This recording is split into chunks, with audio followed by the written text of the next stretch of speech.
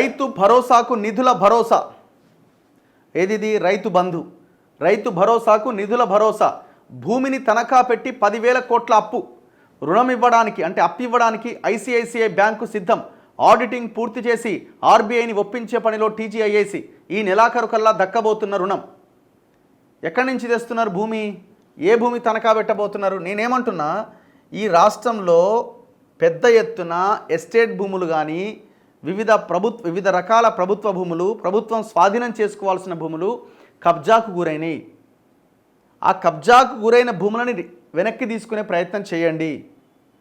వాటిని వేలమేసిన 5 సంవత్సరాలు రాష్ట్రం అద్భుతమైన దిశగా ముందుకెళ్తుంది. ఒకవేళ అందులో 20% వేలమేసి అమ్మినా.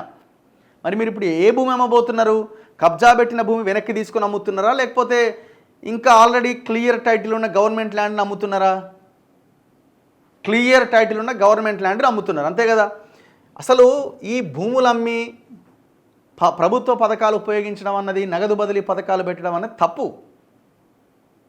ఇది ఈ రాష్ట్రానికి ఇది మంచిది కాదు. ఒక రకంగా చెప్పాలంటే ఇది దీర్ఘకాలికమైన భవిష్యత్తును నిర్మించే ప్రణాళిక కాదు. ఒకవేళ ఇదే భూమిని అమ్మే స్కూల్ కట్టు, అద్భుతం. ఒక హాస్పిటల్ కట్టు, అద్భుతం. లేదో కొన్ని ఉద్యోగాలు కల్పించే ఒక పరిశ్రమ పెట్టు, అద్భుతం. కానీ ఈ నగదు బదిలీ కింద డబ్బులు వేయడం అన్నది కరెక్ట్ అయిన విషయం కాదు. కానీ గవర్నమెంట్కి ఇప్పుడు తప్పదు. ఎందుకంటే పైసలు లేవు, పథకం ఇంప్లిమెంట్ చేయాలి. పథకం ఇంప్లిమెంట్ చేయకపోతే జనాలు రేపు లోకల్ బాడీ ఎలక్షన్స్లో ఓట్లు కాదు కదా చెప్పులు వేసేటట్టు ఉన్నారు. సో ఆ రైతు బంధు ఇంప్లిమెంట్ చేయాలంటే డబ్బులు కావాలి. డబ్బులు లేవు కాబట్టి భూమి తనఖా పెట్టాల్సిందే. రైతు భరోసాకు అవసరమైన నిధుల విషయంలో రాష్ట్ర ప్రభుత్వానికి భరోసా లభించినట్టుగా తెలిసింది. సంక్రాంతి నుంచి అమలు చేస్తామని ప్రకటించిన ఈ పథకానికి నిధుల సమీకరణ కొలిక్కొచ్చింది. రైతు భరోసాకు దాదాపు 10,000 కోట్లు అవసరమవుతాయి. తెలంగాణ పారిశ్రామిక మౌలిక సదుపాయాల సంస్థ ఆధీనంలో ఉన్న భూమిని తనఖా పెట్టి, అంటే టీజీఐఏసీ ఆధీనంలో ఉన్న భూమి తనఖా పెట్టి 10,000 కోట్ల రుణం తీసుకోవాలని సర్కార్ నిర్ణయించింది.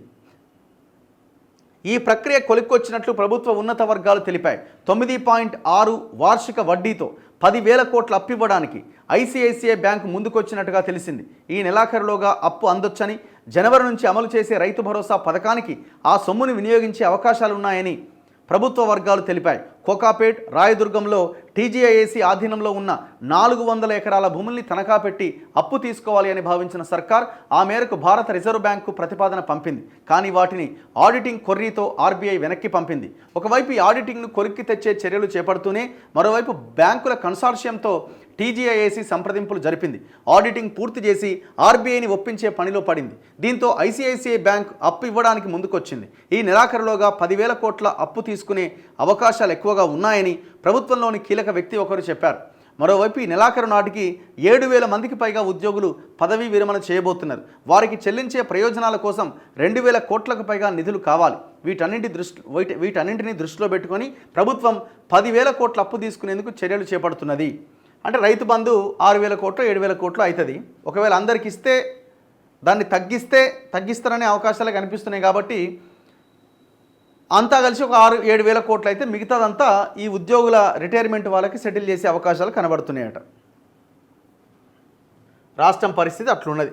అప్పుదేంది, పని అడుగు ముందుకు పడేటట్టు కనబడుతుంది.